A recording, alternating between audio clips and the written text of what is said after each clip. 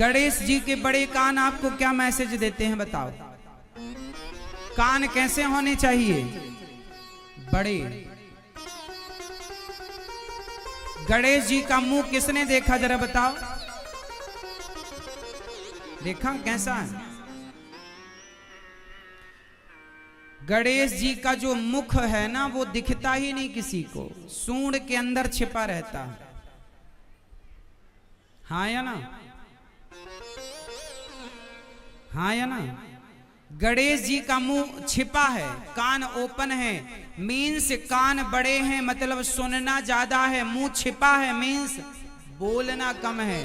समाज को मैसेज दे रहे हैं कि बोलना कम है, सुनना ज्यादा है। जो ज्यादा सुनेगा, कम बोलेगा, सुखी रहेगा।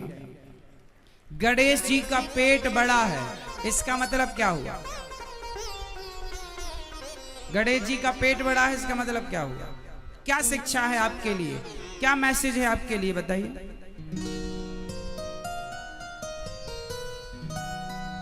भैया बताओ, गणेश जी का पेट बड़ा है, इससे क्या सीखा आपने? भैया बताएंगे ये। भैया आप बता दो, चलो खड़ी हुई है बताओ।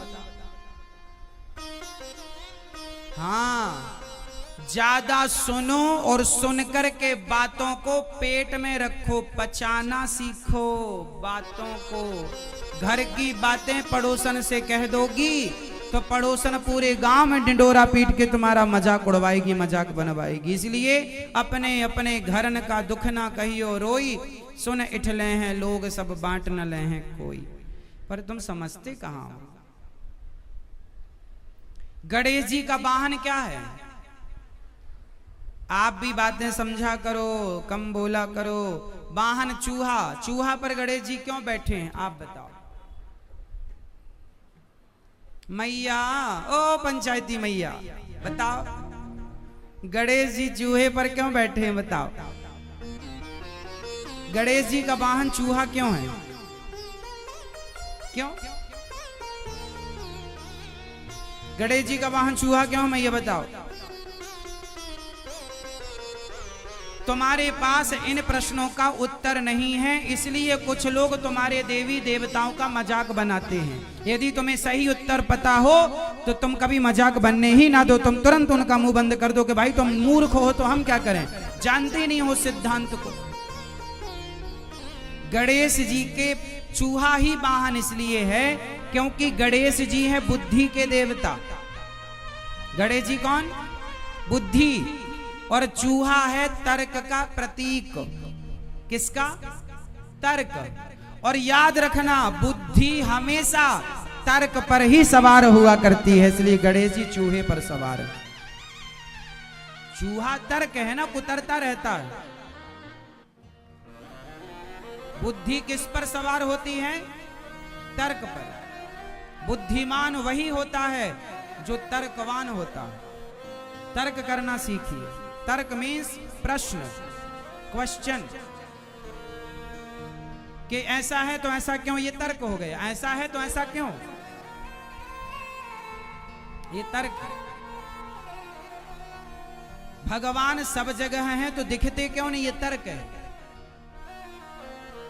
यदि तर्क ना हो तो रहस्य को समझा ही नहीं जा सकता, गहराई पे उतरा ही नहीं जा सकता। गहराई पर उतरने के लिए तर्क चाहिए, इसलिए हमारे यहां तर्क शास्त्र पढ़ाया जाता है, जिसे न्याय दर्शन कहते हैं। न्याय।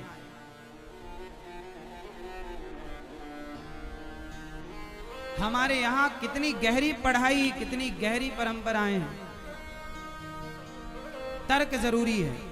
तो बुद्धि किस पर सवार होती है? तर्क। और गणेश जी किस पर सवार हैं? चूहे मीन्स तर्क। अब तुम लोगों की खोपड़ी में ना घुसे तो हम क्या करें? गणेश जी का वाहन चूहा है, ऐसा नहीं कि गणेश जी चूहे पर चलते हैं। गणेश जी बुद्धि है, चूहा तर्क है, बुद्धि तर्क पर चलती है, सिंपल है। शंकर जी का वाहन क्या है? जोर से। अब आप लोगों ने यही मान लिया कि शंकर जी का वाहन बैल है, नंदी है।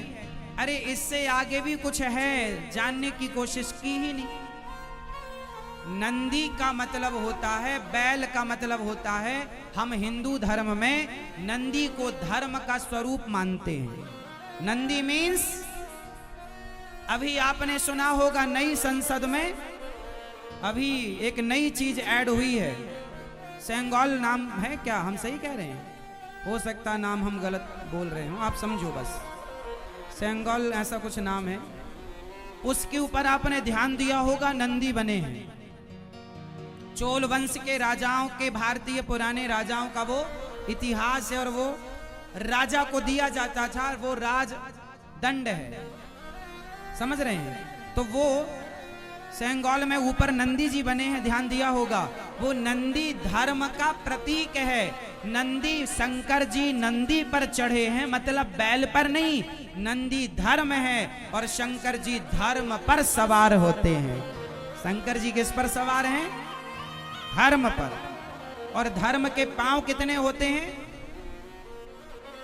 धर्म के पांव कितने होते हैं? 4। नंदी के पांव कितने होते हैं?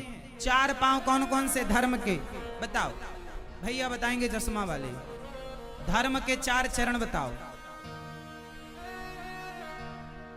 धर्म के 4 चरण बताओ।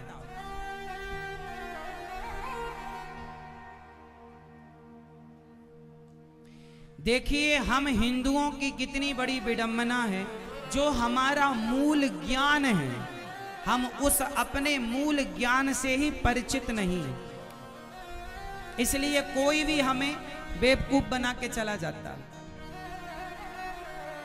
धर्म के 4 चरण होते हैं, सत्य, दया, दान और तप। सत्य, दया, धर्म 4 पर टिका हुआ है।